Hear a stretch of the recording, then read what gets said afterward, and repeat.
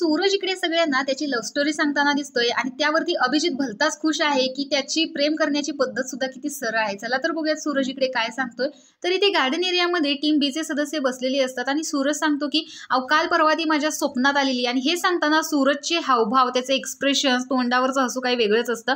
तर ती माझ्या पुढे साडी घालून आलेली होती आणि मी लय खुश झालो असं इकडे तो सांगत असतो। तर सगळेजण त्याला ऐकत बसलेले असतात। तर यांच्या लव्ह स्टोरी सुरुवात कुठून झाली हे तो सांगताना दिसतोय।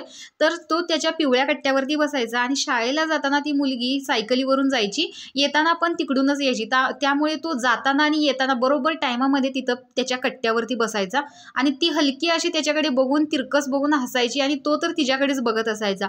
तर अशा प्रकारे थोडंसं त्यांच्यामध्ये कुठेतरी प्रेमाची भावना निर्माण झालेली। आणि एकदा माझा गणपती बाप्पा आलेला आणि ती पाया पडायला आलेली, कुणाच्या तर गणपती बाप्पाच्या। मग मी तिच्या हातात मोदक दिला आणि ती माझ्याकडे बघून हसली, मी पण तिच्याकडे बघून हसलो।